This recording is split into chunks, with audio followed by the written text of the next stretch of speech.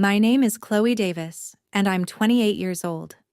Just 2 weeks ago, I stood proudly in my army dress uniform on the gleaming hardwood floor of the main auditorium at Fort Moore. Behind the VIP seating in the third row sat 6 empty folding chairs, each marked with a reserved sign. Every other row in that vast space was filled with a jubilant crowd, parents beaming, grandparents dabbing tears, and siblings waving homemade posters. But my 6 reserved chairs remained conspicuously vacant. My family had confirmed their attendance 3 months prior. They'd meticulously chosen their outfits in our family group chat and assured me they were driving down together. Yet, as the presiding officer approached the podium and silence fell, they were nowhere to be seen. The commander gazed down at me from the stage, the gold bars of rank clasped in his hand. He posed the customary question, the one every newly commissioned officer eagerly anticipates their entire life. "Is there anyone here to pin your bars, Second Lieutenant?" His voice, amplified by the microphone, echoed through the auditorium. I maintained my composure, staring straight ahead. "No, sir," I replied. Before I reveal what transpired next and who emerged from the shadows to bestow those gold bars upon me, welcome to Elena Tells Stories. If you've ever experienced the disappointment of people who were supposed to be there for you not showing up, please take a moment to hit like and subscribe. Also, drop your age in the comments below. I'm curious about your stage of life as you listen to this. Now, let's return to that auditorium floor. A murmur swept through the assembled crowd of 500. The palpable weight of strangers' pity is a heavy burden. I instinctively locked my knees and kept my chin level, steeling myself to walk to the stage alone. Then, I heard it. The distinct sound of heavy boots descending the wooden steps from the upper VIP section. The crowd's murmurs ceased. Without turning my head, I caught a glimpse from the corner of my eye, 4 silver stars glinting under the overhead lights. General Harrison, the base commander, strode onto the main floor. He bypassed the stage, walking directly towards me. Extending his hand to the presiding officer, he accepted the gold bars. He stood before me, his expression unreadable, his gaze unwavering. "It would be my honor, soldier," he stated, before pinning the rank onto my uniform. As he stepped back and I returned his first salute, I noticed a change in the audience. At least a dozen smartphones were now held aloft, capturing the very moment a 4-star general stepped in to fill the void left by an absent family. My chest tightened with emotion, but I held my salute. An hour later, the ceremony concluded. I stepped out into the oppressive Georgia heat and retrieved my phone. A single text message awaited me, from my mother, Patricia. "Sorry, Chloe, Brittany had a sudden emergency this morning. We couldn't make the drive. We'll celebrate another time. Proud of you." Brittany is my older sister. For a fleeting moment, a surge of genuine panic washed over me. I worried about a car accident or a hospital visit. I opened Instagram, searching for an update from Brittany's husband. He had posted one, just 2 hours earlier, right as my ceremony began. The short video showed my mother and sister, clad in plush white robes, clinking mimosa glasses. The location tag read, "Luxury Day Spa in downtown Atlanta." The caption declared, "Emergency Self-Care Day with the girls." They hadn't missed my commissioning due to a crisis. They'd skipped it for a deep tissue massage. And as I stared at the screen, I realized they had no idea the footage of General Harrison pinning my bars was already circulating online. I continued to gaze at the image of the luxury spa on my screen until its backlight faded. I didn't cry. Crying requires surprise, and my parents had long since purged that emotion from me. My sister Brittany was born 3 years before me. From the moment she could walk, my mother, Patricia, deemed her the undisputed star of our family. I was merely the supporting cast, the understudy. My role was to remain quiet, temper my expectations, and applaud from the audience while Brittany received whatever she desired. But missing my military commissioning for a deep tissue massage wasn't the worst thing they had ever done to me, not by a long shot. To comprehend why I stood alone on that auditorium floor, you must understand my reasons for joining the military. I didn't enlist solely out of patriotism. I joined because I was drowning, and the Army offered a lifeline. 3 years prior, Brittany decided she wanted a destination wedding in Tulum, Mexico. She envisioned beachfront villas, a sunset rehearsal dinner, and a custom floral arch imported from South America. My father, Thomas, worked in middle management at a logistics firm. My mother worked part-time at a boutique. They didn't have $60,000 readily available in savings, but they did have my social security number. I was 25, working 2 jobs to fund my undergraduate degree. I lived in a cramped studio apartment, scrutinizing my bank balance before purchasing groceries. I rarely checked my credit score, as I had no immediate plans for homeownership or a new car. That was my oversight. Patricia and Thomas exploited this blind spot. Without my knowledge, they opened 3 high-limit credit cards in my name. They leveraged my pristine financial history to finance Brittany's dream wedding, paying for the caterer, the open bar, and the luxury suites, with plastic bearing my identity. I discovered this theft 2 years later in a windowless interrogation room on a military installation. To commission as an Army officer, one must obtain a security clearance. For my specific branch, a top-secret clearance was necessary. The Department of Defense meticulously examines not just your criminal record, but scrutinizes your entire financial life, every transaction. A soldier burdened by debt is a soldier susceptible to bribery. Unexplained debt is the quickest way to derail a military career before it even begins.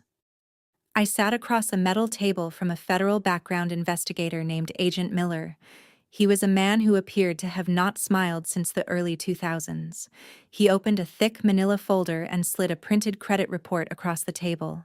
Tapping his pen on a highlighted section at the bottom of page 3, he asked me to explain the $34,000 in defaulted debt spread across 3 credit cards. I examined the statements. The charges were all concentrated within the same 6-week period. Flight upgrades to Cancun, resort deposits, purchases from a high-end bridal boutique in downtown Atlanta. My stomach plummeted to my feet. The timeline was instantly recognizable. It perfectly matched Brittany's wedding preparations. I traced the IP addresses on the digital applications, all leading back to my parents' suburban residence. Agent Miller observed my reaction. Having conducted countless interviews, he could readily distinguish between a guilty suspect and a genuinely shocked victim. He leaned forward, outlining my choices with chilling precision. He explained that if I claimed ownership of this debt, my clearance would be immediately revoked. I would forfeit my commission, face immediate discharge, and my military career would end that very day. However, he offered a second option if these accounts had been opened without my consent. He slid a blank federal affidavit across the table, a sworn declaration of identity theft. Agent Miller clarified that if I signed it, attesting to its truth under penalty of perjury, the military would initiate a formal fraud investigation. They would exonerate me, tracing the fraudulent signatures back to the individuals responsible. The debt would be erased from my record, but the Department of Defense would flag the perpetrators for federal wire fraud. I sat in that frigid room, pen in hand. Images flooded my mind. My mother beaming as Brittany donned her custom gown. My father raising a champagne toast to the newlyweds, the bubbly purchased with my stolen credit. They had gambled with my future to play the part of affluent parents for a single weekend in Mexico. They had presumed I'd simply absorb the consequences, just as I had always absorbed their neglect. They viewed my credit score through the same lens they viewed me, an asset ripe for exploitation and subsequent discard. I uncapped the pen. Without a moment's hesitation, I signed my name at the bottom of the affidavit and returned it to the federal agent. The military cleared me. I secured my top-secret clearance. I earned my commission. But I never informed Patricia or Thomas about the document I had signed. They believed they had escaped unscathed, assuming the debt was quietly ruining my life while they continued theirs unburdened. They had no inkling that a federal snare had been meticulously laid, awaiting the opportune moment to spring shut. Now, returning to the present, it was Sunday morning, exactly 24 hours since General Harrison had pinned the gold bars to my uniform. I sat on the couch in my sparsely furnished new base housing, sipping black coffee. The apartment smelled faintly of fresh paint and floor wax. My phone lay on the kitchen counter. At precisely 8 a.m., it buzzed. I ignored it. 10 seconds later, it buzzed again, then began vibrating incessantly, rattling against the granite countertop. I set down my coffee and walked over. I had 97 new notifications. That number swelled to 120 before I could even unlock the screen. These weren't text messages from friends. They were alerts from TikTok and Instagram. A spouse of another soldier, present in the audience yesterday, had recorded the entire interaction between the commander and me. She had captured the silence of the room when I admitted I had no one to pin my bars. She had recorded General Harrison emerging from the VIP section. She had documented the precise moment he pinned the rank to my chest and saluted me. She had posted the video last night with the caption, "A 4-star general steps in when family abandons new officer." I clicked on the video. It had garnered 4 million views, the numbers escalating rapidly like a slot machine. The comment section was an overwhelming tide of public sentiment. Over 20,000 people had weighed in. Veterans, active duty service members, and everyday civilians were posting lengthy messages of support for me and scathing condemnations of the family who had left me standing there. People were demanding my name. They were questioning how a mother could commit such a cruel act. The internet, in its characteristic fashion, was actively hunting for a villain. As I scrolled through the comments, a new banner notification appeared at the top of my screen. It was a text message from Patricia. It was her first communication since her disingenuous apology about the spa day. Her message offered no inquiries about my well-being, no congratulations. It read, "Call me right now, Chloe. Your sister is having a panic attack. People are finding her social media accounts.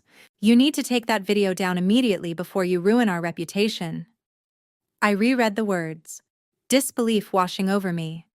Ruin our reputation? The shock wasn't stemming from her actions, but from her sheer terror that others were finally privy to them. I locked my phone and tossed it back onto the counter. The internal family feud was no longer confined to the discreet digital space of a chat group. It was now a public spectacle, and Patricia was about to learn the hard way that she couldn't dictate the narrative when she no longer held the microphone. The incessant stream of notifications continued. By Sunday noon, my phone was practically burning my hand. The algorithm had deemed my pain the day's headline. A producer from a New York morning news show had sent me a direct message on Twitter. A military blog was publishing an analysis of General Harrison's newly acquired rank. But the most perilous notification wasn't from a journalist. It arrived via Facebook. Aunt Susan had tagged me in a post. I opened the app. Patricia had launched a full-scale damage control operation. She had realized she was missing out on the social capital of a viral moment. Even worse, she saw people starting to question the parents' absence. So, she rewrote history. The photo of her and Brittany indulging in mimosas while swathed in luxury spa robes vanished. In its place, she uploaded a grainy screenshot, directly lifted from the viral TikTok video, showcasing General Harrison pinning the gold bars onto my uniform. The accompanying caption blurred my vision. "My beautiful daughter Chloe, commissioning as a United States Army officer. My heart is broken that a sudden severe illness kept me hospitalized and unable to attend. I watched this moment from my sickbed with tears in my eyes. I am the proudest Army mom in the world. Thank you to the general for stepping in when a medical emergency kept her family away. She punctuated it with the praying hands emoji and an American flag. The audacity was staggering. She hadn't just fabricated an excuse for her absence, she had weaponized it, transforming my isolation into a narrative of her own tragic suffering. Within an hour, the post garnered 400 likes from her church group, neighbors, and colleagues at the boutique. Then, the text messages from my extended family began to flood in. Patricia knew precisely how to deploy them. She had employed this tactic since my childhood. Whenever I strayed from her prescribed path, she would play the victim, enlisting her sisters and brothers to attack me on her behalf. Aunt Susan texted first. "How could you let the internet humiliate your mother like this, Chloe? You should have posted a statement explaining she was in the hospital. You're making her look like a monster when she's suffering." Uncle David followed 10 minutes later. "Selfish as always. Your mother is sick, and you're soaking up the attention. Fix this before you embarrass the family any further." I sat on my couch, absorbing the messages. I typed no reply. What was the point of offering the truth? They preferred Patricia's comfortable lies. They always had. At 2:00 p.m., my phone screen lit up with an incoming call. It was Patricia. I let it ring 4 times before pressing answer. I offered no pleasantries, simply bringing the phone to my ear and waiting. "Chloe, we have a situation." Her voice was sharp, devoid of the sickbed weakness she'd claimed on Facebook. She sounded like a project manager dealing with a delayed shipment. I remained silent. "Are you listening to me? Brittany is in tears. Her mother-in-law saw that awful video online. The women at her country club are gossiping. They think we abandoned you. People are leaving nasty comments on Brittany's wedding photos. You need to fix this right now." "Fix what?"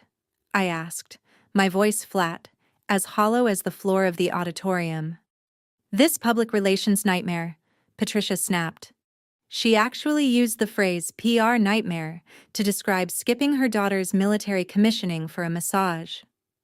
"I spoke to a producer at the local news affiliate in Atlanta. They want to do a human interest story on us. The brave soldier and her family overcoming a medical crisis. They're sending a camera crew to the house tomorrow." She paused, allowing her brilliant strategy to sink in. "I need you to request emergency leave. Drive up here tonight. Put your dress uniform back on. We will sit on the living room couch, and you will tell the reporter how scared you were when I was rushed to the emergency room yesterday morning. You will tell them how grateful you are that I survived." I gripped the edge of the kitchen counter, the granite chilling against my fingers. Closing my eyes, I was no longer in my base housing. I was back in that windowless interrogation room, Agent Miller scrutinizing the fraudulent credit card statements. It was the exact same playbook. When they sought to appear affluent for Brittany's destination wedding, they pilfered my social security number to finance catering and beachfront villas. Now, to salvage Brittany's country club standing, they aspired to project an image of patriotism. Consequently, they were attempting to seize my military commission, intending to parade my uniform as a prop to shield themselves from accountability. My achievements, my suffering, my very identity, all existed solely to underwrite their fabricated narrative. They viewed my rank with the same exploitative lens they applied to my credit score, another asset to be plundered. I opened my eyes. "No," I stated. A profound silence descended upon the line, the kind that signals a predator's realization that its prey is no longer fleeing. "Excuse me?" Patricia said, her voice dropping an octave. The veneer of false sweetness dissolved, revealing the cold steel beneath. "No," I reiterated. "I am not driving to Atlanta. I am not donning my uniform for a local news crew. And I am certainly not lying on national television to sanitize your spa day. Chloe, listen to me very carefully." The menace in her voice was unmistakable. "You are causing your sister emotional distress. You are embarrassing this family. You will do exactly as I tell you, or I will contact your commanding officer myself. I will tell him you are having a mental breakdown, that you are a liar and unfit to serve. She was threatening my career. Again. Do whatever you deem necessary, Patricia, I replied, and with that, I hung up. My heart pounded against my ribs, but my hands remained steady. I knew exactly what she would do next. Defiance was anathema to Patricia. Boundaries were a personal affront. If she couldn't strong-arm me over the phone, she would resort to a personal confrontation. She would assume I was still the compliant understudy, poised to shrink the moment she entered a room. She would come to the base. She would bring Thomas and Brittany. They would attempt to corner me in a public setting, a place where they knew I would loathe creating a scene. They possessed an old family visitor pass, which they had badgered me into securing months ago with promises of attending my ceremony. It was still active. They were encroaching on my territory. However, Fort Moore was not their suburban living room. They did not set the rules here. I walked to the small desk in my living room. Opening the top drawer, I retrieved my military ID. Beside it lay a printed directory of base phone numbers. I traced a finger down the list until I found the specific extension I needed. Picking up my phone, I dialed the number for the base provost marshal, the military police. A desk sergeant answered on the second ring. "This is Second Lieutenant Chloe Davis," I announced, my voice calm and precise. "I need to report a credible threat of harassment from civilians holding an active visitor pass, and I request a security presence at the officers' club tomorrow afternoon." I was finished shrinking. If they wanted to play a dangerous game, I intended to involve the federal government. Monday afternoon at Fort Moore.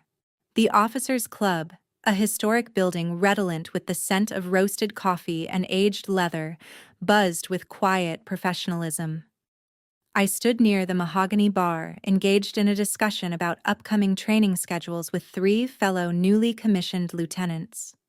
For the first time in my life, I felt a genuine sense of belonging. I wore my standard daily uniform, the gold bars on my chest glinting in the ambient light. I was relaxed, yet my gaze kept drifting toward the main entrance. I knew they were coming. I had set the trap yesterday with my call to the provost marshal. At precisely 2 p.m., the heavy brass handles of the double doors turned. Patricia entered, resplendent in a designer linen suit the color of crushed pearls, her hair impeccably styled, exuding the air of a woman attending an exclusive charity luncheon.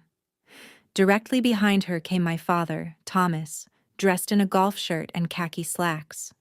Trailing them both, eyes glued to her phone screen, was my sister Brittany. They bypassed the main security gate using the 90-day family visitor pass I had obtained for them 3 months prior, when I still clung to the naive belief they might actually attend my ceremony. Patricia paused at the entrance, her eyes sweeping the room, cataloging the uniforms, the insignia of rank, the quiet prestige. Then she spotted me. Instantly, her posture shifted. The cold, calculating woman who had threatened my career 24 hours earlier vanished. In her place stood the grieving, devoted mother. She raised a hand to her chest, emitting a soft, manufactured gasp, just loud enough to capture the attention of the officers near me. "Oh, my brave girl," she exclaimed, her voice trembling with practiced emotion. "My beautiful soldier." She crossed the room with outstretched arms. My fellow lieutenants respectfully stepped back, offering polite smiles. They perceived a touching family reunion, a mother finally arriving at base to support her daughter after a critical illness. Patricia enveloped me in a suffocating hug, her arms tightening around my shoulders. I kept mine at my sides, my spine rigid. She pressed her cheek against mine and whispered directly into my ear, "Smile right now, or I will make a scene you will never recover from." Her whisper, a silken blade. I pulled back just enough to meet her gaze. I arranged my features into a polite, neutral expression.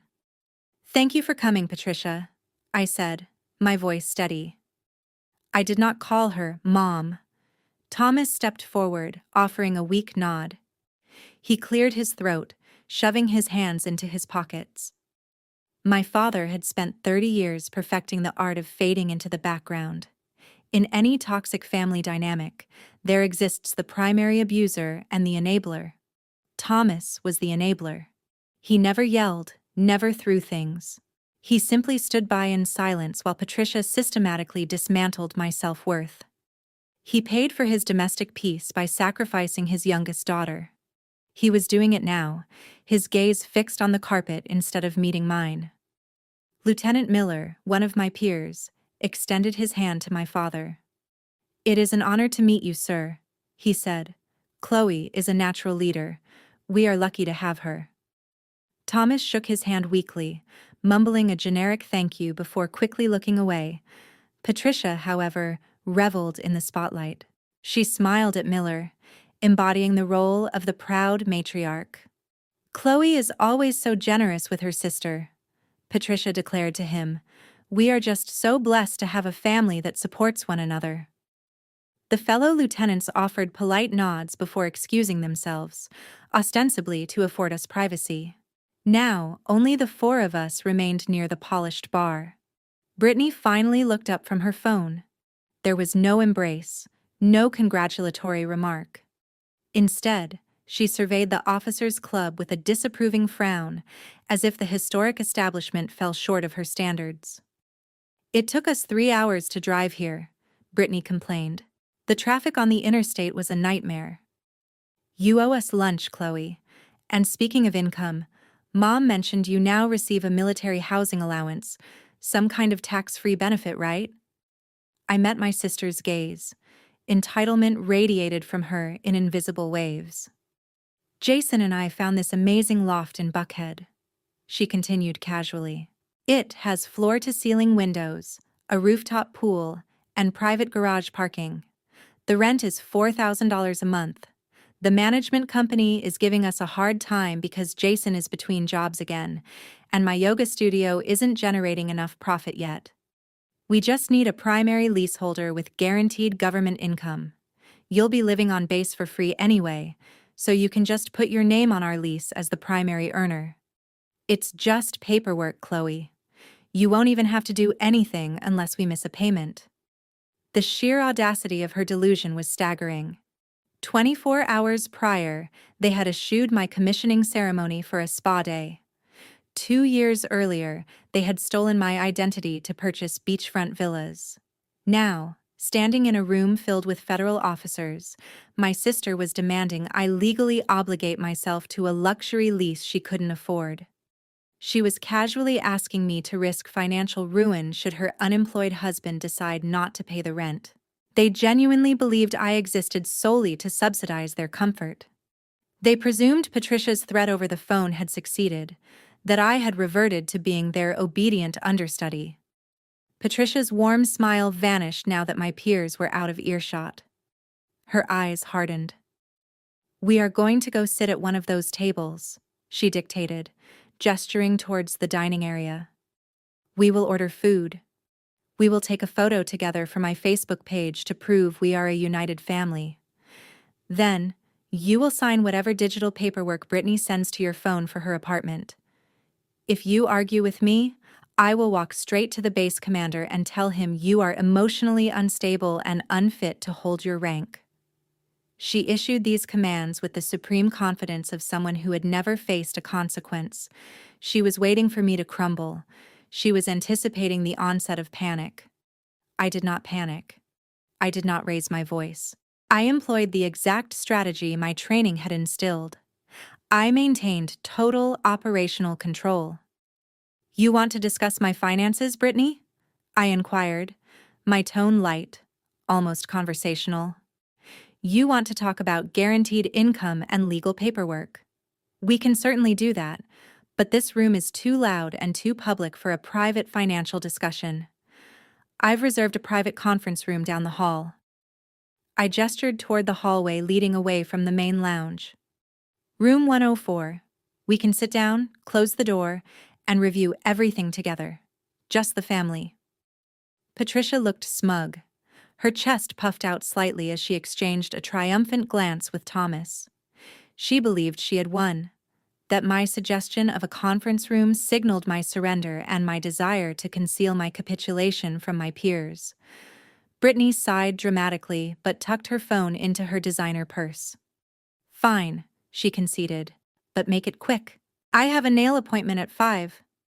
I turned and led the way down the long, carpeted corridor.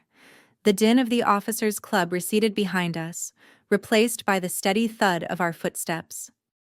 Each step carried the weight of intention. Patricia walked closely behind me, offering a running commentary under her breath. This is how you should have behaved yesterday, Patricia whispered as we walked. If you had just managed your expectations and kept quiet, none of this internet embarrassment would have happened. You always make things so difficult, Chloe. You always crave so much attention. But at least you are finally learning to prioritize your sister. That is what families do.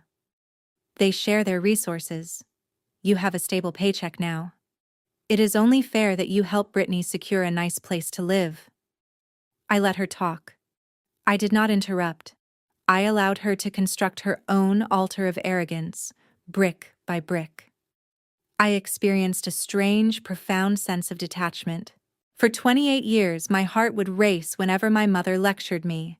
My palms would sweat, and I would shrink inward, wishing to disappear.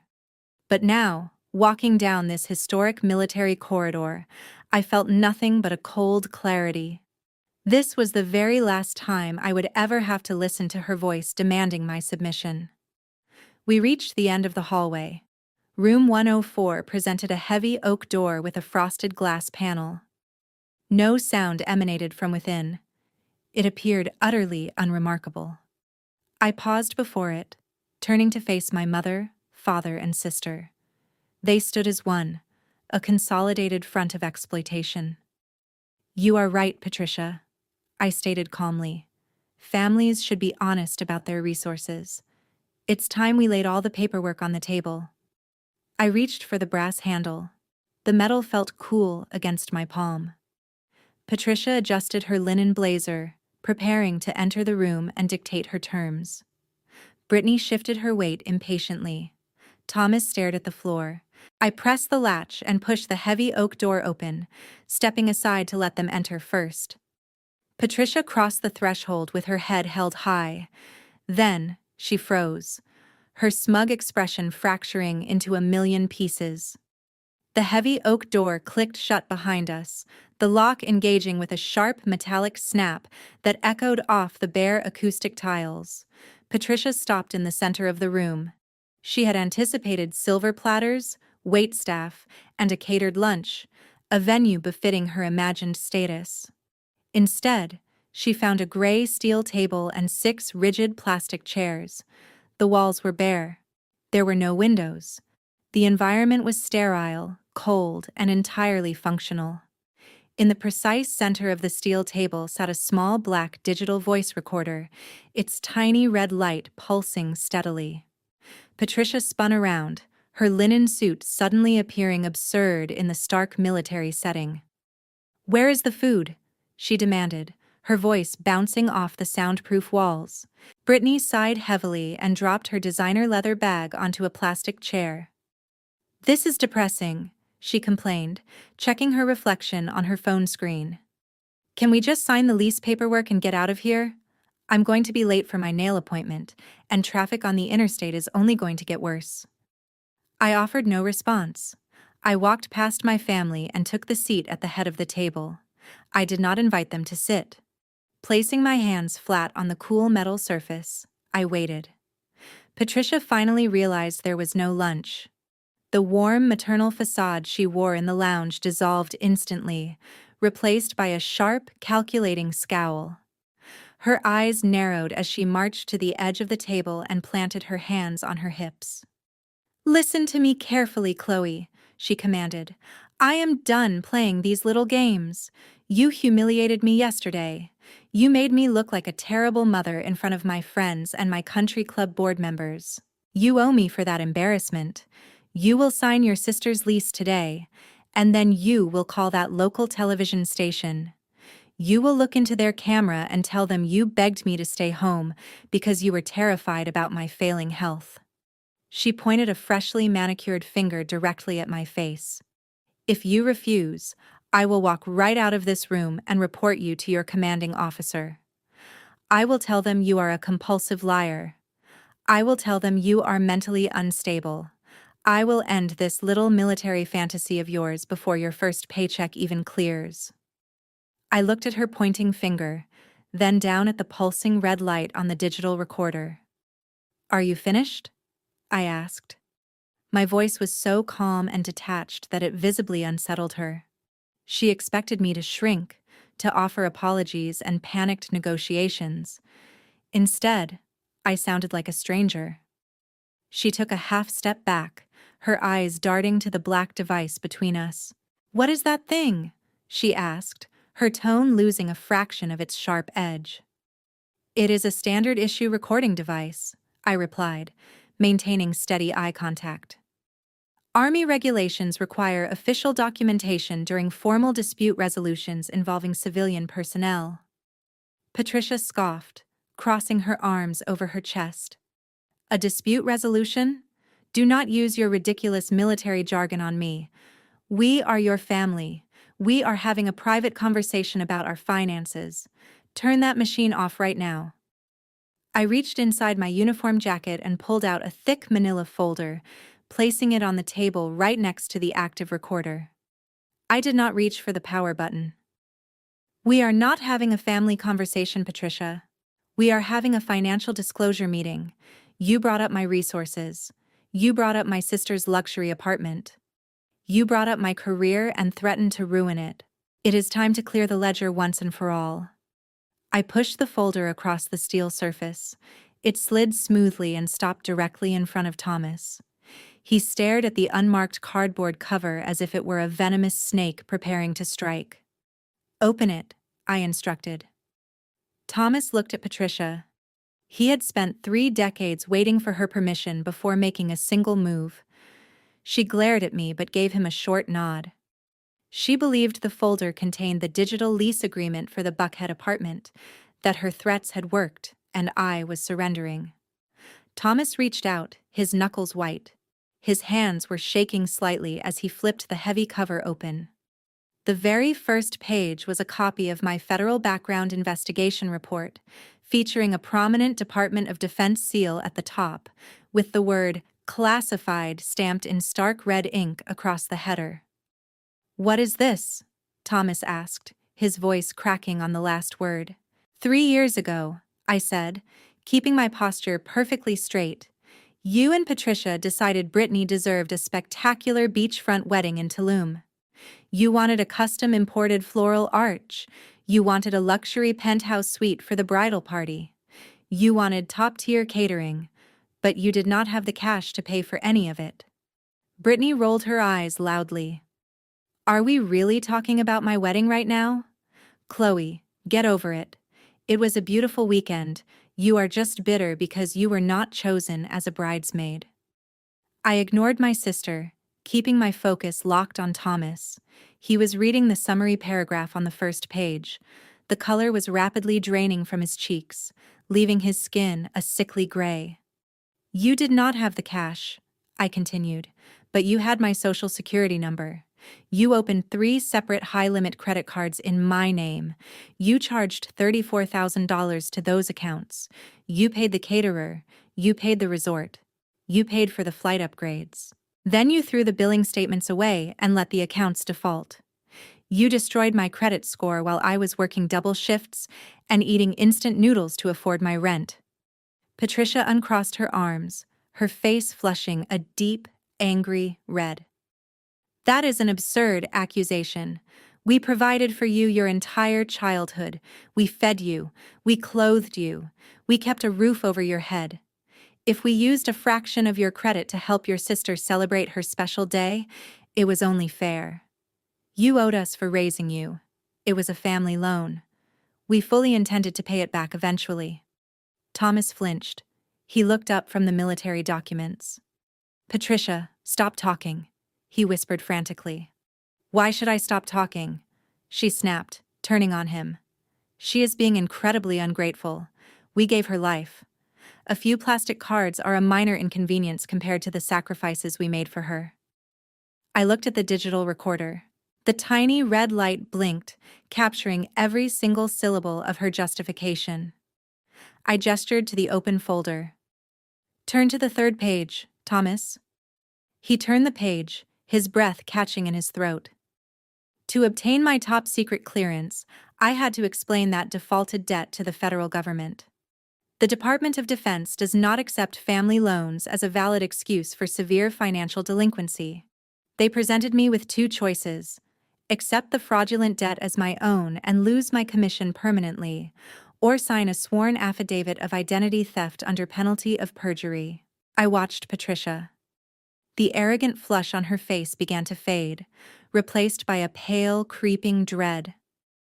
The reality of the words sworn affidavit and identity theft finally pierced through her lifelong delusion. What did you do? She asked, her voice barely a whisper now. I signed the paper, Patricia. I legally declared to the United States government that I did not authorize those accounts. You turned your own parents in? She gasped, taking another stumbling step backward. You ungrateful little brat, they will never believe a word you say. It is your word against ours. I shook my head slowly. That is the fundamental problem with your theory. The federal government does not rely on your word or my word. They rely on digital forensics. Turn to the fourth page, Thomas. He flipped the heavy paper over. Those are the IP address logs, I explained. When you submitted those credit card applications online, you did it from the desktop computer sitting in your home office. You used your personal internet service provider. Federal investigators trace the digital applications directly back to your home router. They match the application timestamps exactly to the catering deposits for the wedding. They did not just clear my name, they compiled a comprehensive, undeniable dossier of federal wire fraud. Brittany finally grasped the reality of the conversation. She looked at the classified papers and then stared at Patricia in horror. Wait, she said, her voice rising in genuine panic. My name is on those catering contracts. My signature is on the resort bookings. Are you telling me the military thinks I committed a federal crime? They know exactly who committed the crime, Brittany, I said. Your parents forged my signature, but you benefited from the stolen funds. You wore the wedding dress paid for by stolen money. Thomas dropped the folder. The classified papers spilled across the steel table. He gripped the edge of the metal surface, trying to steady his trembling legs. He looked like a man who had just watched his entire life burn down. Chloe, please, he begged, his eyes wide with terror. We are your parents. We made a terrible mistake. We got in way over our heads trying to keep up appearances. It was just a family loan. You cannot let them put us in prison. I will lose my corporate job. I will lose my retirement pension. We will lose the house. I stood up from my chair and looked at the three of them.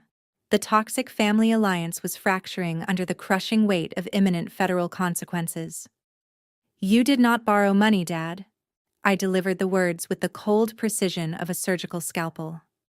You stole my identity to pay for a destination wedding catering bill, and you just admitted it in a room with an active microphone.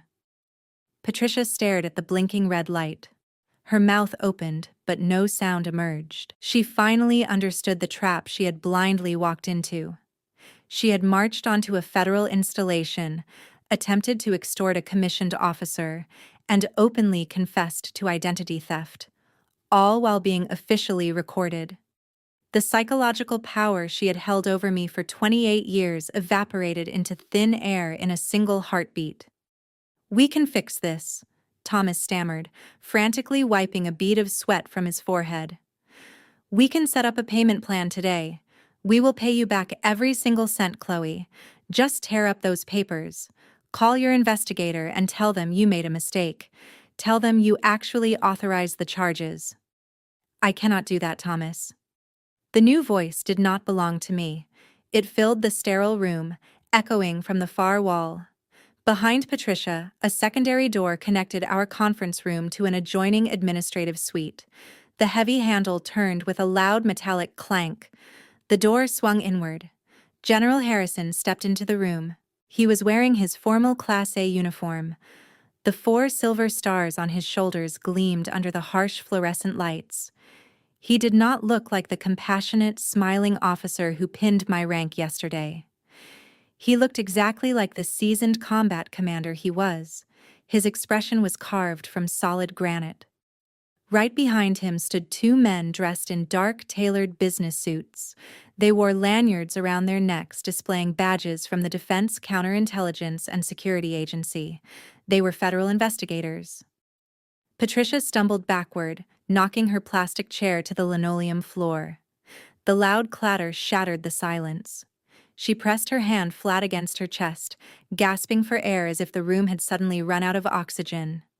General Harrison walked slowly toward the steel table. He did not glance at Brittany. He did not acknowledge Thomas. He locked his intense gaze directly on Patricia. "Second Lieutenant Davis is a sworn officer of the United States Army," General Harrison said. His voice was low, but it carried an undeniable authority that commanded the space. "She does not have the legal authority to tear up a federal fraud dossier. That specific decision belongs to me. And having reviewed the forensic evidence and listened to your vocal confession through the adjoining wall, I have zero intention of dropping this case." He stopped at the edge of the table. He looked down at the spilled classified papers, then shifted his gaze back up to my parents. "You are currently standing on federal property," he continued, his tone chillingly even.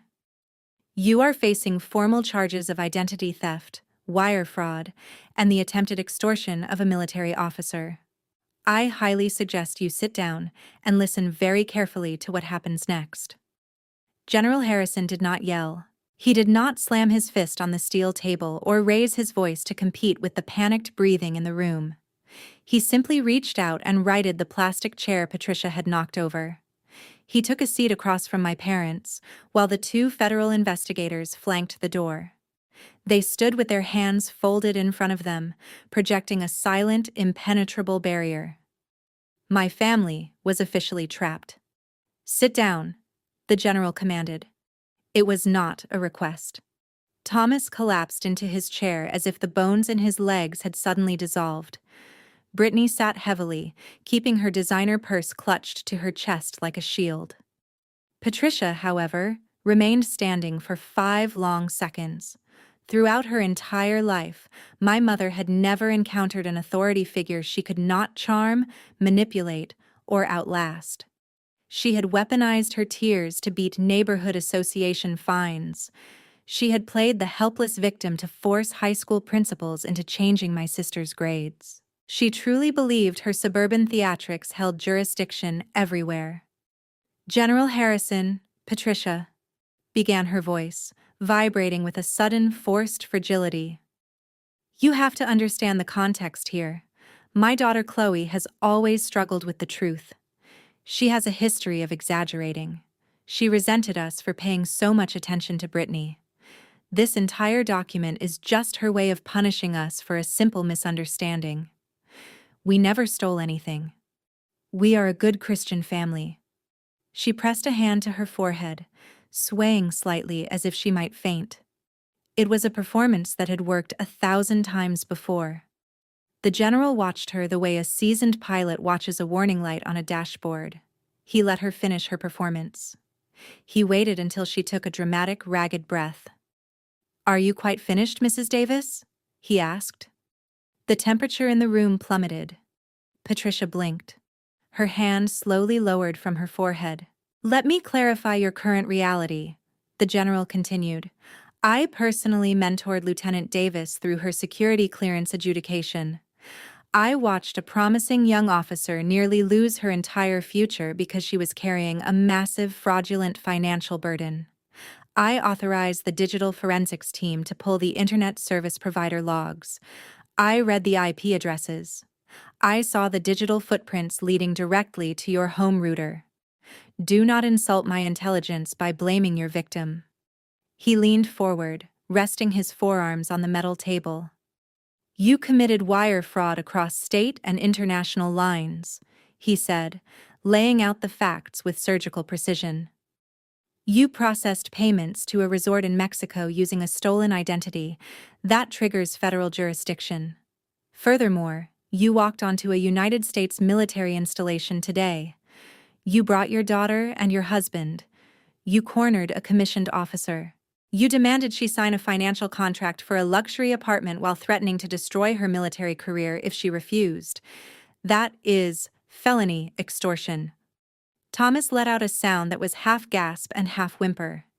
He looked at me, his eyes wide with a desperate, pleading panic. "Chloe, please," Thomas begged.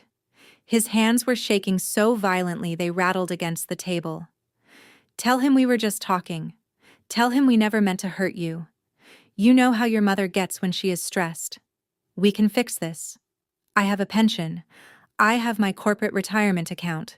We will pay it back." He was begging for the one thing he cared about most. Thomas, a veteran of 30 years in logistics middle management, idolized his 401k. His weekends were dedicated to meticulously polishing a 22-foot fishing boat, a vessel he cherished more than he ever showed me. The dawning realization that his idyllic suburban life was on the verge of collapse was finally shattering him. Patricia snapped her head around, fixing him with a glare. "Stop apologizing, Thomas," she hissed. "Don't admit to anything. They're trying to intimidate us. This is a civil matter, a family dispute. They can't just jail us over a credit card bill." The two federal investigators flanking the door shifted their stance. One of them casually withdrew a sleek silver handcuff case from his belt, tapping it against his palm. The metallic click was the sole sound in the room. "It's a federal matter, Mrs. Davis," the general corrected her. "And I'm not trying to scare you. I'm offering you a choice." He reached into his uniform pocket, produced a single sheet of paper, and slid it across the table towards Thomas.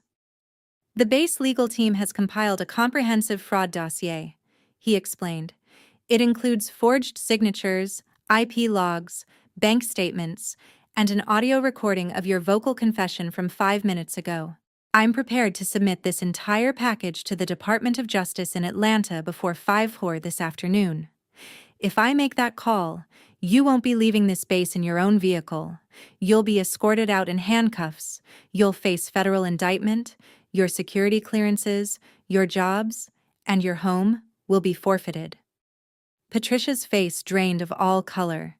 She looked at the paper, then at the federal agents. The stark reality of the metal handcuffs finally broke through her shield of denial. "What's the alternative?" Thomas whispered, his voice ragged and hollowed by sheer terror. General Harrison leaned back in his chair.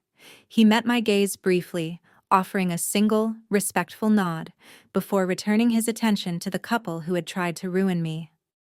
"Full financial restitution," he stated.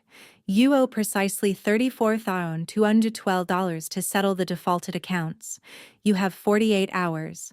You will procure a certified cashier's check for the exact amount and deliver it directly to the base legal office by 2 p.m. on Wednesday." He paused, letting the weight of the deadline press down on them. "If that check clears, Lieutenant Davis will use those funds to immediately satisfy the fraudulent debt and withdraw her federal complaint." He continued, his voice dropping to a dangerous calm. "If you miss that deadline by even a minute, the file goes to the Department of Justice. There will be no extensions. There will be no negotiations. Do I make myself perfectly clear?" Patricia stared at him, aghast. 34,000? She sputtered. "We don't have that kind of liquid cash readily available. Our savings are tied up. You can't expect us to produce that in 2 days. It's impossible." "That sounds like a logistical problem for your husband to resolve," the general replied smoothly. "I suggest you liquidate whatever assets you possess. Sell a vehicle. Empty your retirement account. Call a broker. The Department of Defense doesn't care how you secure the funds, as long as they are legitimate."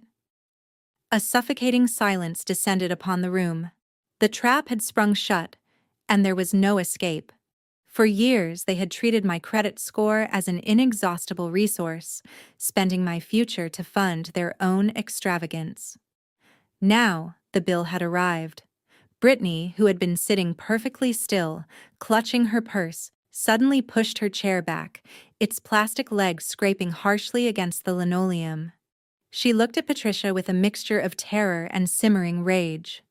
"Mom," Brittany said, her voice trembling with panic, "you told me the wedding was paid for. You said Dad got a bonus at work. You used stolen money to put my name on those catering contracts. If the government investigates this, they'll see my signature on the resort manifest. Jason will divorce me. I could go to prison for something you did." Patricia reached out, attempting to grasp her older daughter's hand. "Sweetheart, calm down. We protected you. We did this for you. We just wanted you to have the perfect day." "Don't touch me," Brittany screamed, recoiling as if her mother were toxic. "You didn't do this for me. You did it because you wanted to appear wealthy to your friends. And now you expect me to go down with you?" She turned to Thomas, her eyes wild. "You have to pay this, Dad. You have to sell your boat. Empty your stupid 401k today. If my name gets dragged into a federal indictment, I swear I will testify against both of you to save myself." Thomas stared at his golden child in horror. The perfect family, the united front they had used to isolate and abuse me for decades, was now disintegrating instantly under the pressure of potential consequences. The loyalty they demanded from me didn't truly exist among them. It was a flimsy illusion constructed on pilfered funds and shared arrogance. Patricia looked from her husband to her oldest daughter, watching their panic unfold. Then, she slowly turned her gaze towards me. The facade of the devoted mother had irrevocably crumbled. Her eyes blazed with a raw, desperate hatred. She understood she had lost everything: her control, her wealth, her public image, and her favored daughter were all collapsing simultaneously. She opened her mouth, preparing to unleash one final bitter tirade against me. Patricia opened her mouth, drawing in a sharp breath, ready to launch the venomous verbal assault she had habitually employed to silence me since childhood. But the attack never materialized. Before my mother could utter a single word, Brittany lunged forward, slamming both hands onto the steel table. "Don't say another word to her, Mom," Brittany shrieked, her voice cracking and echoing off the soundproof walls. "You're going to ruin my life. You lied to me. You told me the destination wedding was a gift. You said Dad received a massive corporate bonus. If my husband finds out my dream wedding was a federal crime, he'll leave me. You need to fix this right now, or I swear to God, I will never let you see your grandchildren again." Patricia flinched as if physically struck. The golden child, the daughter she had idolized and funded at my expense, was now holding a knife to her throat. Brittany was employing the very same manipulative tactics Patricia had taught her. She was exploiting access and affection for her own survival. "Brittany, please," Patricia stammered, her confidence utterly annihilated. "We did this for your happiness. You deserved a beautiful day. We were merely attempting to provide you with the life you always desired." "I never asked you to steal from my sister," Brittany yelled, pacing the limited space between the chairs. "I never asked you to commit identity theft. I am the victim here. You have drawn my name into a federal investigation." Thomas abruptly stood from his plastic chair, sending it skidding across the linoleum. He pointed a trembling finger directly at his wife. "Don't place this on me, Patricia," he bellowed, his face a mask of suppressed rage and terror. "I told you we couldn't afford the Tulum resort. I told you we needed to scale back. But no, you had to have the imported floral arch. You had to have the private beachfront villas. You had to prove to the country club that we were wealthy. You pushed for this. You forced me to sign those applications." Patricia gazed at her husband in utter disbelief. Thomas had spent 30 years as her quiet, compliant enabler. He had never once raised his voice to her. never contradicted her in public. He had silently witnessed her systematic dismantling of my self-esteem year after year, prioritizing peace over protecting his youngest daughter. But the instant his own comfort was jeopardized, the moment his pristine suburban existence and his retirement accounts were on the chopping block, he immediately threw his wife to the wolves. "You coward!" Patricia hissed, her voice laced with venom. "You relished the open bar just as much as I did. You stood there and gave a toast, boasting about how proud you were to provide for your family. You clicked submit on those credit card portals, Thomas. Don't pretend to be innocent." "I am not going to federal prison because of your obsession with status," Thomas roared back. "I've worked at the logistics firm for 3 decades. I have a pension. I have my fishing boat. I am not losing my retirement because you wanted to project wealth on social media. I will sell the boat. I will cash out the 401k. We will pay the restitution." He turned to General Harrison, placing both hands flat on the table in a gesture of complete submission. "Sir," Thomas pleaded, his voice cracking with desperation, "we will have the certified check delivered to your legal office by Wednesday afternoon. I swear it. 34,512. Please, just keep the Department of Justice out of this." General Harrison remained impassive, his gaze locked on Patricia, ignoring the desperate man leaning over the table. "The deadline stands," he stated flatly, his tone devoid of any empathy. "You have 48 hours." The toxic alliance that had dictated my entire existence was irrevocably shattered.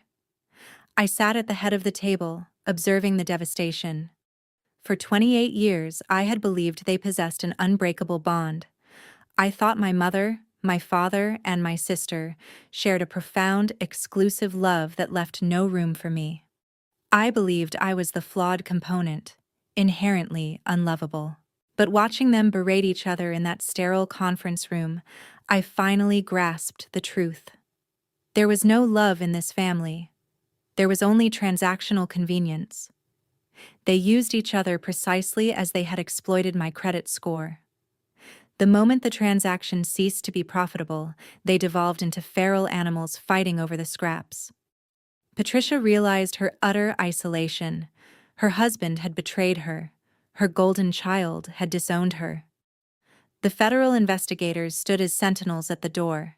She possessed no leverage whatsoever. Slowly, she turned her head and looked at me. The rage vanished from her face, the arrogant scowl melting away. She dropped to her knees beside the steel table, reaching out with trembling hands to grasp my uniform sleeve. I smoothly withdrew my arm, keeping her fingers from the fabric. "Chloe, please," Patricia sobbed, genuine tears streaking her perfect makeup. "You cannot do this to us. You cannot force your father to empty his retirement. You cannot ruin your sister's marriage. We are your family. We raised you. We fed you. We gave you a home. We made sacrifices for you every single day of your childhood." She tilted her head up, her terrified eyes fixed on me. She deployed the ultimate weapon of the narcissistic parent, the universal guilt trip, designed to paralyze her victim. "After all we have done for you, Chloe, how could you possibly do this to us?" The room fell into a profound silence. Even Thomas and Brittany ceased their bickering to watch, hoping the lifelong programming would take hold. They prayed the obedient scapegoat would finally break down, apologize, and spare them from the repercussions of their own actions. I looked down at the woman kneeling on the linoleum. I felt no pity. I felt no anger. I felt only an overwhelming sense of liberation. Leaning forward slightly, resting my forearms on the metal table, I met my mother's eyes and delivered my final verdict. "Everything you have done for me, Patricia, is precisely why I am doing this." Patricia let out a ragged breath, covering her face with both hands and collapsing against the edge of the table, weeping openly. General Harrison stood, his chair scraping against the floor, signaling the definitive end of the meeting. He glanced at the 2 federal agents near the door and gave a sharp, authoritative nod. Escort these civilians off the installation, General Harrison ordered. Confiscate their visitor passes. If they attempt to contact Lieutenant Davis before Wednesday afternoon, or if they attempt to enter this base without prior authorization, you will arrest them immediately for trespassing on a federal facility. The two agents stepped forward with practiced efficiency. They did not draw their handcuffs, but their physical presence was an undeniable threat. An agent grasped Thomas by the upper arm, pulling the older man away from the table. The other agent gestured for Brittany to move toward the door. My sister snatched her designer bag and practically sprinted out of the room, desperate to distance herself from her parents. Patricia remained on the floor, sobbing. An agent tapped her firmly on the shoulder, gesturing toward the exit. She scrambled to her feet, clutching her ruined linen blazer around her waist. She did not look at me again. She walked out of the conference room with her head bowed, her shoulders slumped, and her spirit broken. I stood up from the table. I picked up my military ID and placed the classified federal dossier back into my uniform jacket. General Harrison waited for me at the door. We walked out of the sterile room together, following the silent procession down the long, carpeted corridor. We approached the main lounge of the officers' club. 30 minutes earlier, Patricia had strutted through these mahogany doors like a conquering queen, loudly proclaiming her maternal devotion, attempting to manipulate my peers into viewing her as a hero. Now, the lounge was packed with newly commissioned lieutenants, senior officers, and their distinguished guests. The chatter died down instantly as our strange parade entered the room. Everyone stopped drinking their coffee. Everyone turned to watch. They saw Thomas, pale and sweating, shuffling forward like a prisoner. They saw Brittany walking 10 paces ahead, trying to pretend she was not associated with the older couple. And they saw Patricia, her designer suit wrinkled, her makeup smeared, being closely shadowed by two federal agents. The humiliation was absolute. Patricia tried to lift her chin, but the collective stare of 50 military officers crushed her remaining pride. She kept her eyes glued to the floor, marching in silent shame toward the exit. I stood near the mahogany bar, watching the heavy brass doors swing shut behind them. They were gone. The threat of federal prison had done its job. But the financial fallout was only just beginning. Because while they were walking to their car, terrified of the Department of Justice, I knew the hardest part of their punishment was waiting for them back in Atlanta. They needed to find $34,000 in less than 48 hours, and I knew exactly how much this desperate search would cost them. Cashing out $34,000 in cash in 48 hours is a brutal process. For a wealthy family, it requires a simple bank transfer. For a middle-class family pretending to be wealthy, it requires tearing your life apart, piece by piece. I learned the exact details of my parents' frantic scramble a few days later when Brittany began complaining about the fallout to anyone who would listen. The drive back to Atlanta from Fort Moore took them 3 hours. They rode in total silence. The threat of federal prison sat in the back seat of their sedan, dictating their every move. Monday evening, they returned to their suburban home and realized they had zero liquid assets. Their savings accounts were already drained from maintaining their country club memberships and paying the leases on their luxury vehicles. They had to generate cash immediately. Thomas made his sacrifice first. For the past decade, his sanctuary was a 22-foot center console fishing boat parked at a local marina on Lake Lanier. He spent his weekends polishing the fiberglass and tuning the outboard motor, specifically to avoid spending time inside the house with Patricia. Tuesday morning, he drove to a marine wholesale dealer. He needed cash today, not next month. The dealer saw the desperation in my father's eyes. The dealer offered him exactly 40% of what the boat was worth. Thomas did not negotiate. He handed over the title and walked away with a severe loss. Patricia faced a much deeper humiliation. She worked part-time at a high-end boutique, mostly for the employee discount and the illusion of a career. Her true financial pride was her individual retirement account. It was the only safety net she possessed. Tuesday afternoon, she sat in a sterile cubicle at a local bank branch and ordered an emergency liquidation. In the United States, withdrawing from a retirement account before the age of 59 incurs severe consequences. The bank manager explained the steep federal penalties. He explained the state tax withholdings. He informed her that to walk out with the cash she needed by Wednesday morning, she would lose nearly half the total value of her account. Patricia signed the forms with a shaking hand. She traded her future financial security to pay for a wedding catering bill she forged 3 years prior. Wednesday afternoon arrived. The Georgia sky was bright and clear. I stood in the reception area of the base legal office at Fort Moore. General Harrison was not present. He had delegated the administrative wrap-up to a senior warrant officer. The clock on the wall read 1:45. If the funds did not arrive in 15 minutes, the Department of Justice would receive the wire fraud dossier. At 1:50, a courier walked through the double-glass doors. He approached the reception desk and handed over a sealed priority envelope addressed to the legal department. The warrant officer opened it. Inside was a certified cashier's check issued by an Atlanta bank. The amount was exactly $34,212. The warrant officer verified the routing numbers and handed the small, rectangular piece of paper to me. It weighed less than an ounce, but holding it felt like dropping a boulder off my chest. I walked to a quiet corner of the office and opened my banking application. I deposited the cashier's check directly into my primary account. I waited for the funds to clear. 10 minutes later, the balance updated. I picked up my phone and called the 3 credit card companies one by one. I routed myself to their fraud and collections departments. I read off the account numbers Patricia had opened in my name. I authorized full electronic transfers to satisfy the defaulted balances. I watched the digital numbers on my screen refresh. The debt zeroed out. I walked back to the warrant officer and signed the final acknowledgement forms. The fraudulent accounts were officially closed. My credit report would begin repairing itself within 30 days. My top-secret clearance was permanently secured. The financial chains my family had used to drag me underwater were finally broken. I was free.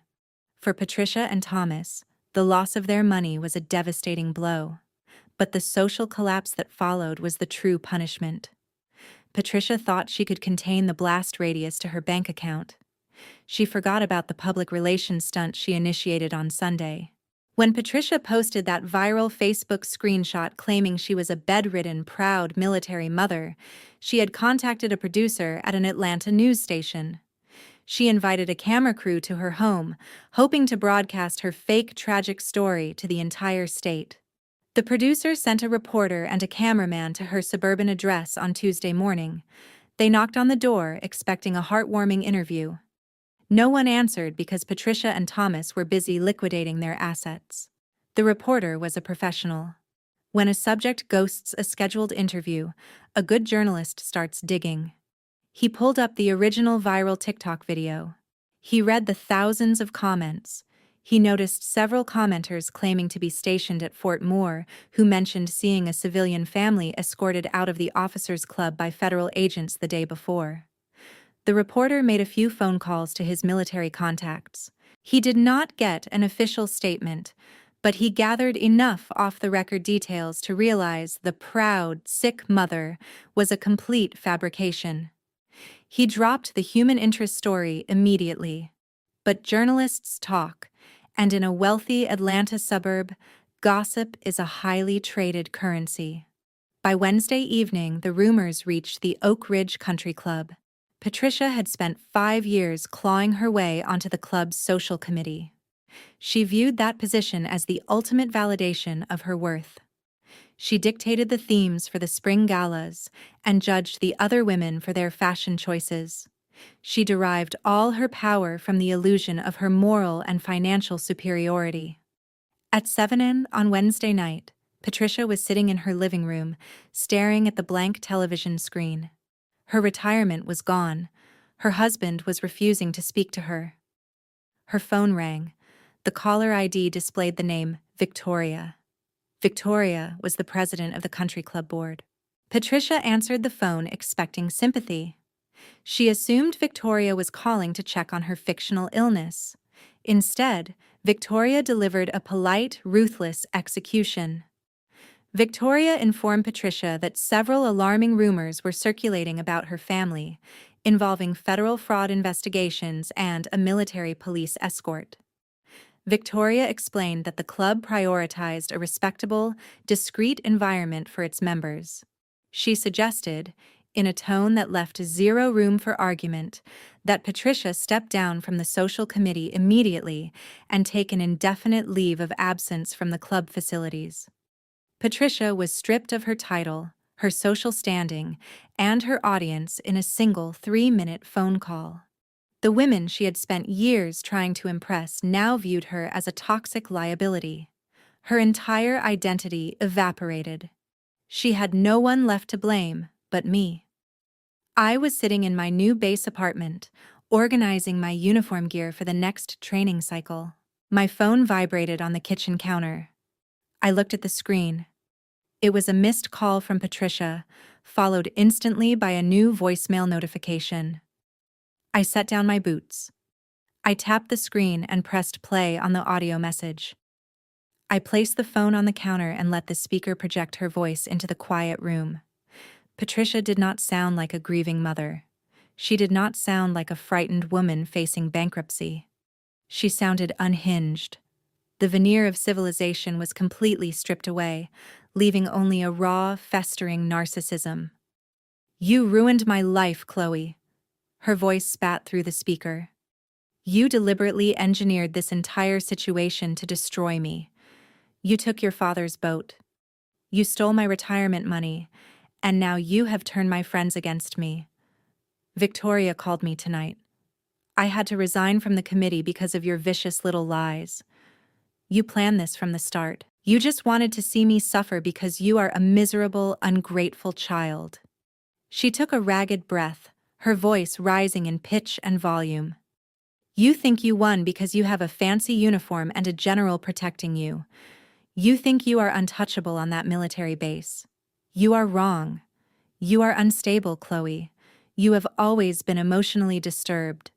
I am not going to let you steal my money and my reputation and just walk away. I know the names of the commanding officers at Fort Moore. I looked up your battalion leadership online. I am calling your direct supervisor tomorrow morning. I will tell them exactly what kind of abusive, manipulating sociopath they just commissioned. I will make sure they rip those gold bars right off your chest. I will see you discharged and disgraced if it is the last thing I do." The voicemail ended with a sharp click. I stood in my kitchen listening to the silence that followed. She was backed into a corner, her resources depleted, and her social circle shattered. Instead of reflecting on her own actions, she chose to double down. She was executing the ultimate narcissistic maneuver. If she could not control my life, she was going to burn my career to the ground. I picked up my phone. I did not delete the voicemail. I saved the audio file directly to a secure cloud folder. I labeled it Exhibit B. I knew exactly what she was going to do the next morning. She was going to dial the number for my battalion commander and attempt to launch a character assassination. What Patricia failed to realize was that the military does not operate like a suburban country club. The Army relies on documentation, chain of command, and verifiable evidence. She thought she was preparing to launch a surprise attack on my reputation, but she was actually walking directly into a brick wall of federal bureaucracy that I had already reinforced. She wanted a final confrontation, and I was more than ready to give it to her. Thursday morning arrived with the heavy humidity typical of a Georgia summer. I walked into the battalion headquarters at over 800 hours. My uniform was pressed, and my boots were polished. Tucked under my left arm was a standard green military classification folder. I had prepared it the night before while listening to the crickets outside my window. I knew Patricia wouldn't hold back. Narcissists operate on a rigid internal schedule, driven by an intense need for power reclamation. I was certain she'd spend the night plotting her revenge, ready to strike the moment the business day commenced. Her strategy was utterly predictable. When a toxic parent loses their grip on your life, they immediately shift to controlling how others view you. Patricia had employed this tactic before. During my sophomore year of high school, I made the varsity track team, while Brittany did not. Just 3 days later, Patricia contacted the head coach. She subtly informed him that I was struggling with a severe eating disorder, claiming the intense physical activity posed a danger to my fragile heart.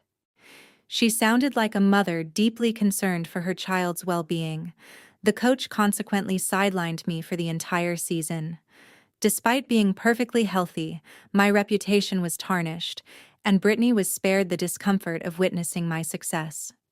Patricia evidently believed she could replicate that same high school scenario with the United States Army. At 09:15, my company commander appeared in the platoon office doorway. He ordered me to report to battalion headquarters without delay. Lieutenant Colonel Hayes was a seasoned combat veteran. His close-cropped graying hair and the weary, pragmatic air about him spoke of 2 decades managing soldiers, logistics, and critical operations. He had neither the time nor the inclination for personal drama. I entered his office, positioned myself before his desk, and stood at attention. "Have a seat, Lieutenant," he instructed. He didn't seem angry, but profoundly exhausted. Taking the chair opposite him, I maintained a straight posture. He interlaced his fingers atop a yellow legal pad. "I received a rather disturbing phone call this morning, Davis," he began. "It was from a woman claiming to be your mother. She managed to circumvent the base switchboard and reach my direct line. She spent a full 20 minutes expressing grave concern for your mental well-being. I kept my expression impassive, offering no interruption. She alleged that you recently extorted your father's retirement savings over a family dispute. Furthermore, she stated you were suffering from severe paranoia and delusions of grandeur, and that you were actively attempting to sabotage your sister's marriage, driven by deep-seated childhood jealousy. She formally requested that I mandate a psychological evaluation and suspend your commission, deeming you a potential danger to your platoon." The sheer audacity of her narrative was almost commendable. She had essentially projected every transgression she had committed against me onto my character. She portrayed herself as a distressed victim, attempting to safeguard the military from a compromised soldier. It was a masterfully crafted performance, designed to sow seeds of doubt within my chain of command. "Sir," I responded, my voice steady and measured, "may I have permission to offer a rebuttal?" He gestured with his hand. "Proceed." I placed the green folder on his desk, opening its cover. I offered no defense of my character, nor did I dwell on my past. I allowed the documentation to speak for itself. I slid the first document across the desk. A printed Instagram screenshot depicting Patricia and Brittany at a high-end day spa, toasting with mimosas. "My mother skipped my commissioning ceremony to attend a spa day, sir," I explained. "I hold no resentment for her absence. However, the day after this photo was taken, she posted a false narrative online, claiming she missed the ceremony due to hospitalization for a severe illness." Hayes studied the photograph, his brow furrowing slightly. I presented the next document. A copy of the cleared cashier's check for $34,000, followed by the official memorandum from the Defense Counterintelligence and Security Agency confirming the closure of my fraud investigation. "My parents committed wire fraud 3 years ago to finance my sister's destination wedding," I continued. "They forged my signature and defaulted on 3 credit cards. General Harrison personally oversaw this matter.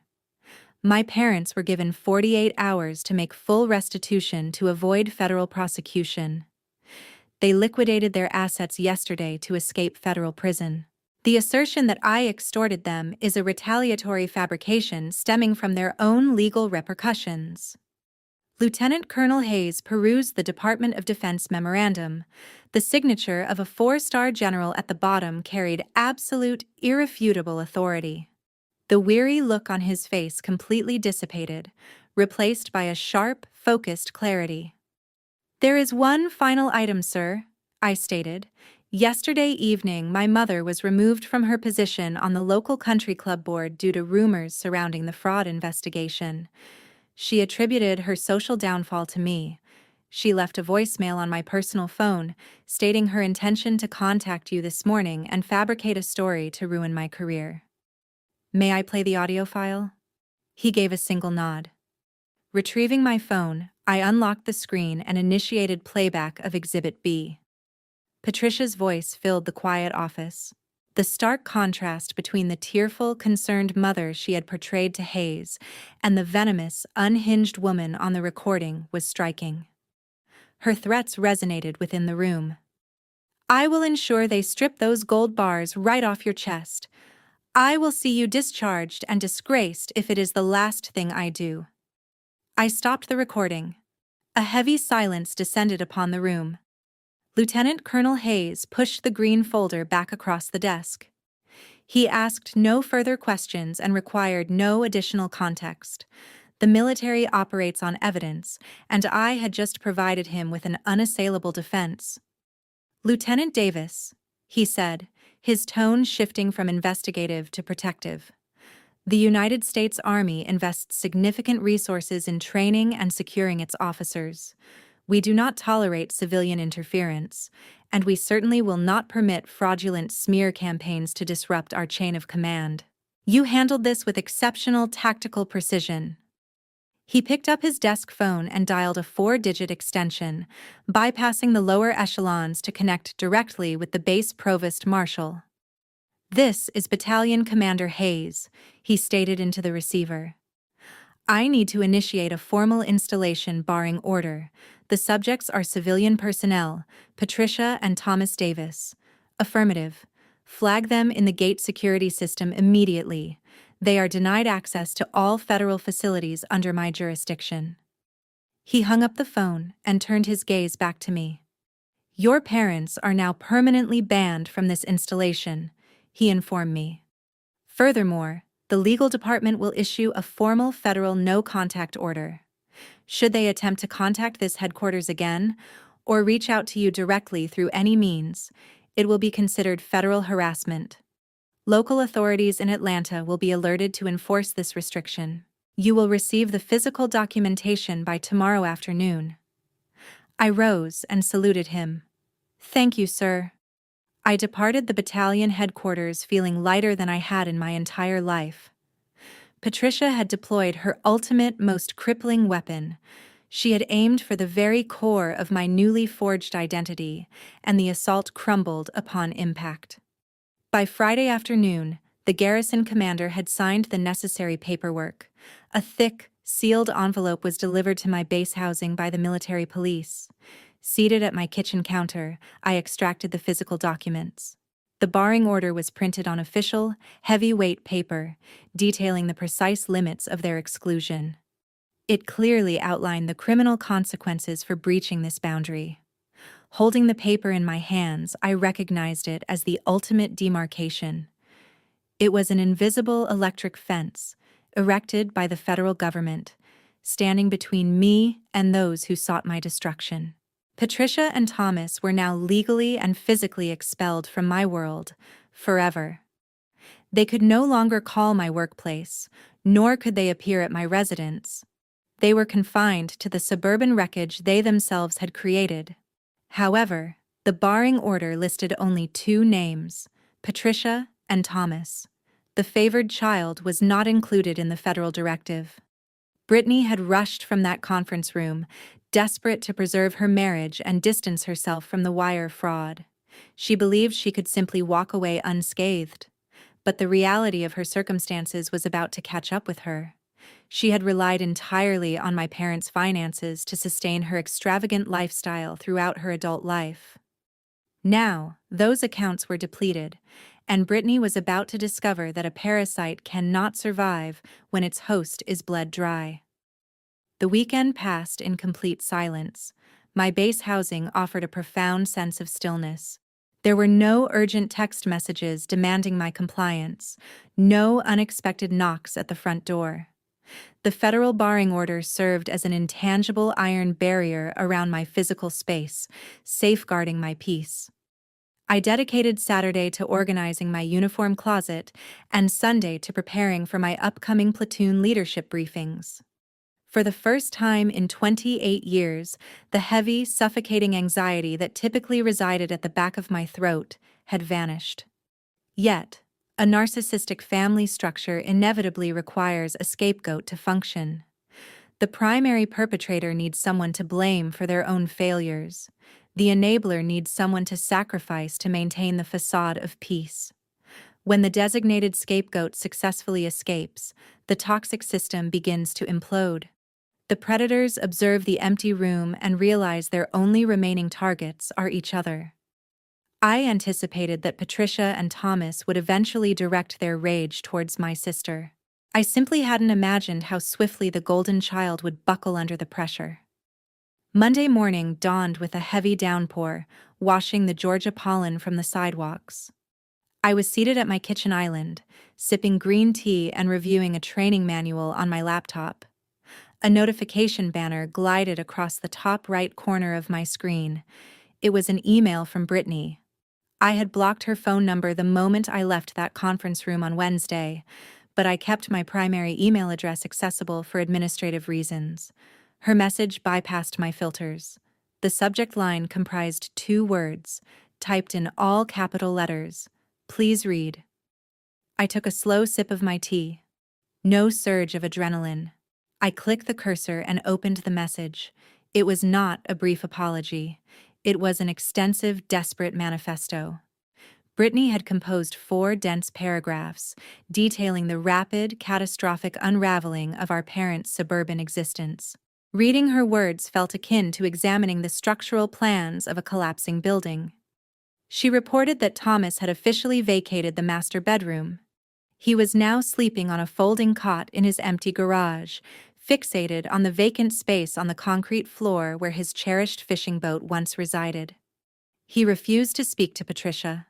Whenever my mother attempted to initiate a conversation, he would simply turn his back and walk away. The loss of his retirement savings and his most prized possession had finally shattered his lifelong pattern of enabling her. He resented her for cornering him, and he was punishing her with the only weapon he had left: silence. Patricia, isolated and stripped of her country club's social standing, was in a downward spiral. She refused to leave the house, as the women she once judged at charity luncheons were now openly disregarding her at the local grocery store. Deprived of her audience, she redirected all her toxic energy towards the only person still within her reach. Brittany wrote that Patricia had called her 5 times on Sunday. My mother hadn't called to offer emotional support. She was calling to collect a debt. Patricia informed her eldest daughter that since the $34,000 had been exclusively spent on the Tulum destination wedding, Brittany was now solely responsible for repaying the funds.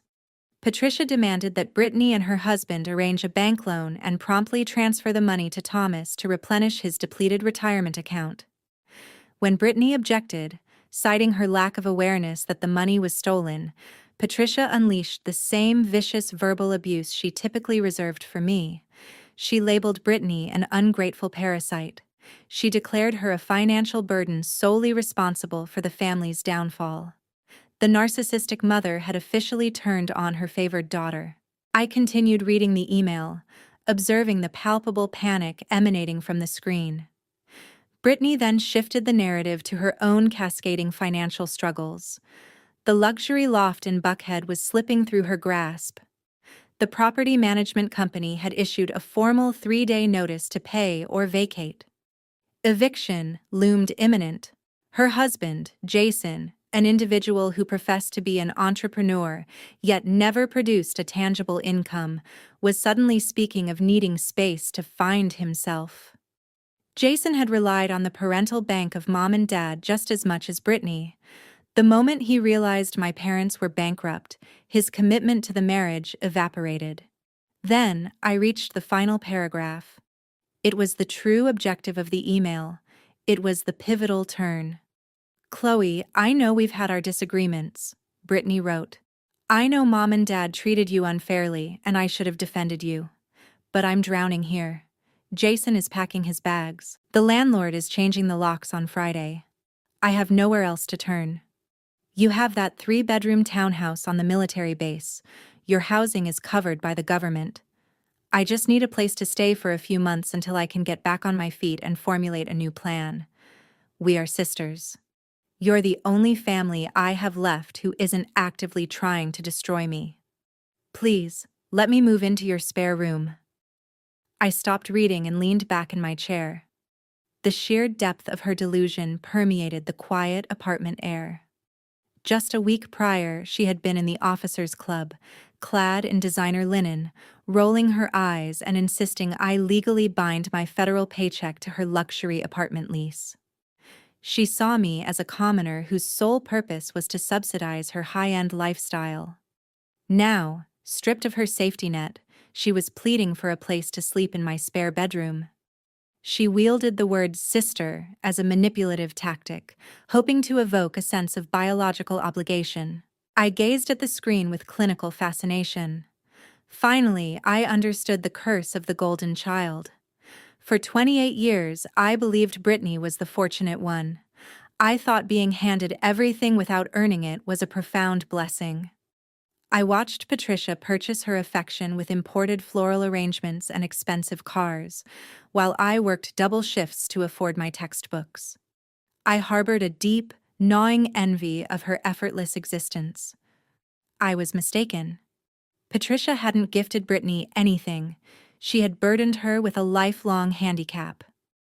By withholding financial support from me and consistently forcing me into harsh survival scenarios, my parents had inadvertently shaped me into a capable, self-reliant adult. I learned how to budget. I learned to navigate federal bureaucracy. Necessity compelled me to build a career. By providing Brittany with everything she ever desired, Patricia had crippled her. She had raised an adult devoid of coping mechanisms and practical skills. Brittany didn't know how to weather a crisis. She only knew how to find a host and extract resources. She didn't want a sister. She wanted a new host. Her parents' bank accounts were empty, so she simply detached her feeding tube and attempted to connect it directly to my military career. She intended to bring her chaos, her sense of entitlement, and her deeply ingrained toxicity right through my front door. If I allowed her into my spare room, she would never leave. She would consume my food, drain my energy, and constantly remind me of the family I had fought so hard to escape. I placed my hands on the keyboard. I didn't open a blank document to compose a lengthy, emotional response.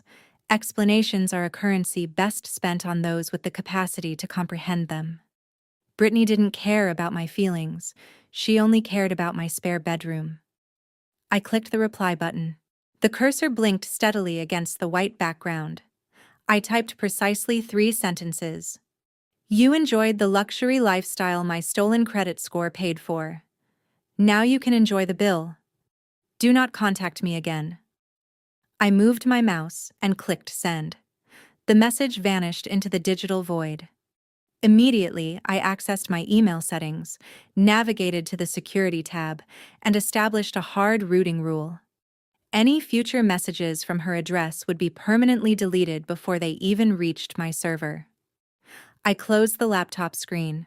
The metal casing snapped shut with a definitive, satisfying sound. I sat in my quiet kitchen, realizing the profound poetic justice of their predicament. I didn't need to seek revenge. I didn't need to orchestrate their downfall. The universe had enacted a flawless act of karmic balancing. They were now trapped within a cage entirely of their own making. Thomas, the silent enabler who sacrificed his youngest daughter to protect his boat, was now confined to an empty garage, bereft of both his boat and his retirement funds. Patricia, the architect of the fraud who venerated social standing, was now a suburban outcast, banned from her beloved country club and despised by her own husband. And Brittany, the entitled golden child who assumed the world existed solely for her benefit, was facing eviction, a failing marriage, and a mother demanding $34,000. They had no external victims left to exploit. They could not reach me. They could not use my name. They were permanently ensnared with each other. They would spend the next decade depleting whatever meager resources they had left, bitterly contending over the wreckage of the lies they had constructed together. I picked up my teacup. The green tea was still warm. Outside, the rain continued its work of cleansing the streets. I took a deep breath, allowing the cool, conditioned air to fill my lungs. The loose ends were officially severed. The toxic roots had been completely uprooted. It was time to look ahead. 3 months passed. The stifling Georgia heat gradually gave way to the crisp autumn winds of Fort Campbell, Kentucky. I stood at the edge of the motor pool tarmac, watching the sunrise crest the tree line. The air carried the scent of cold asphalt and diesel exhaust. My platoon was conducting morning maintenance checks on our tactical vehicles. The sounds of heavy tools clanking and soldiers calling out diagnostic readings echoed across the concrete. It was loud, it was demanding, and it was the most peaceful environment I had ever known. I was officially a platoon leader. 32 soldiers were under my command. I was responsible for their training, their readiness, and their well-being. For the first time in my 28 years, I was completely surrounded by people who relied on me but did not seek to exploit me.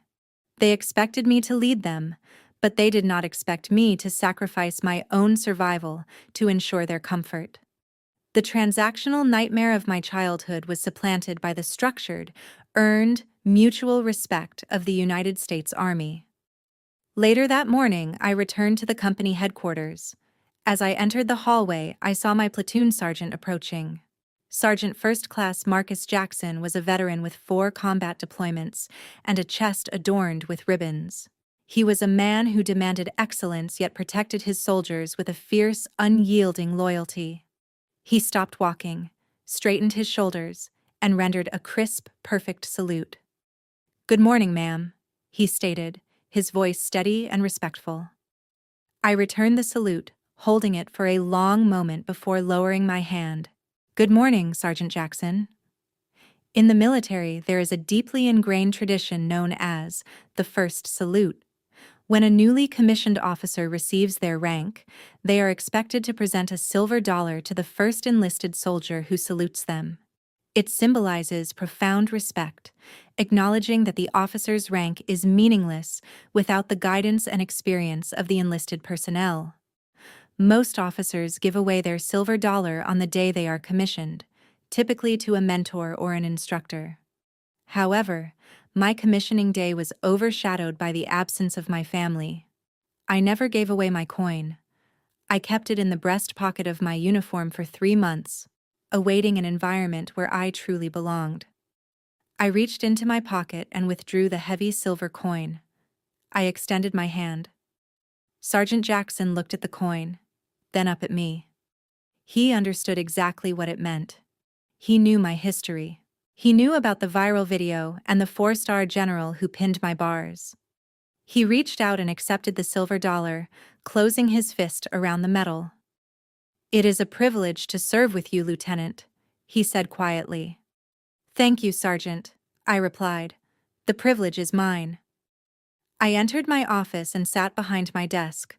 A profound sense of closure washed over me. That simple exchange in the hallway held more genuine connection than any holiday dinner I had ever shared with Patricia Thomas or Brittany. I had finally found my chosen family. The biological family I had left behind in Atlanta was experiencing a vastly different reality. I didn't keep track of them, but the repercussions of their actions were too significant to remain entirely hidden. A week earlier, I had received a forwarded letter from an old neighbor who knew my military address. It contained a few local newspaper clippings and a brief handwritten note updating me on neighborhood gossip. The Buckhead Luxury Loft Management Company did not accept apologies or promises. When Brittany and Jason failed to pay their rent, the landlord filed a formal eviction notice. Jason, realizing his free ride was permanently over, packed his bags, and moved out of state. He filed for divorce 2 weeks later, leaving Brittany with a ruined credit score and an eviction on her public record. She was forced to move back into the suburban house she had always considered beneath her. But the suburban house was no longer a bastion of wealth.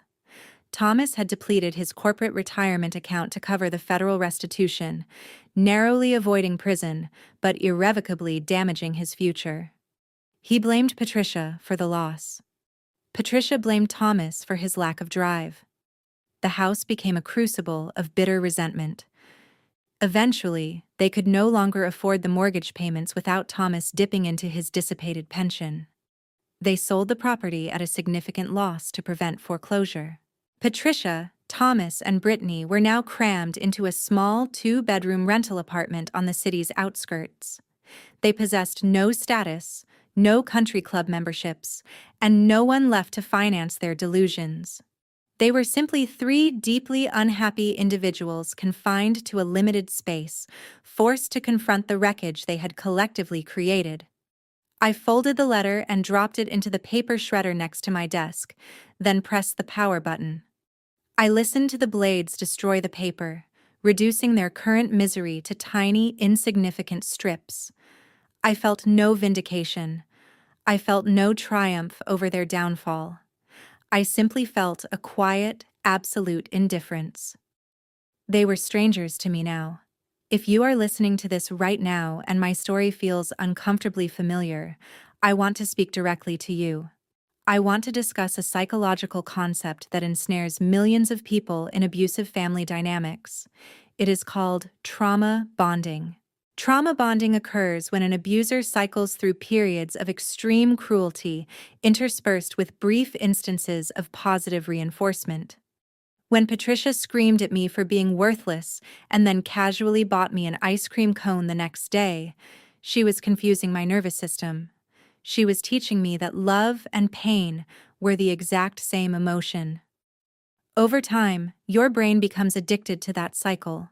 You begin to believe that if you could just be a little bit better, a little bit quieter, or a little bit more generous, the abuser would finally bestow upon you the unconditional love you crave. You spend your entire life chasing a mirage. Society makes this trap even more difficult to escape. We are conditioned from birth to believe that blood is thicker than water. We are told to forgive and forget because they are our parents. We are fed the toxic narrative that establishing a firm boundary with a family member constitutes the ultimate betrayal. People will tell you that you only get one mother or one father and you must make it work. That is a lie. It is a lie designed to shield abusers from confronting the consequences of their own actions. You do not owe anyone your sanity. You do not owe anyone your financial security. And you absolutely do not owe your abusers your future simply because you share the same DNA. Biologically creating a child is a biological function. Raising a child with respect, empathy, and unconditional support is what makes someone a parent. Patricia and Thomas were my biological origins, but they were never my parents. They were merely 2 individuals who viewed me as a line of credit. Setting a boundary is not an act of revenge. Walking away from a toxic family is not an act of malice. It is a rescue mission for your own soul. When I sat in that sterile conference room and handed over the classified federal dossier, I was not attempting to destroy my mother. I was attempting to save myself. I chose my own survival over their comfort. And you possess the fundamental human right to make that exact same choice. You are permitted to curate your reality. You are allowed to build a chosen family composed of individuals who celebrate your triumphs, instead of plotting to exploit them. You are allowed to walk away from tables where respect is no longer being served. My name is Chloe Davis. I am a first lieutenant in the United States Army. I own my home, I own my credit score, and most importantly, I own my future. Thank you for staying with me until the very end of this journey. If my story resonated with you, or if it reminded you of a situation you are currently fighting your way out of, please leave a comment below. Tell me about the moment you finally realized you had to walk away. Tell me about the chosen family you built for yourself after the storm passed.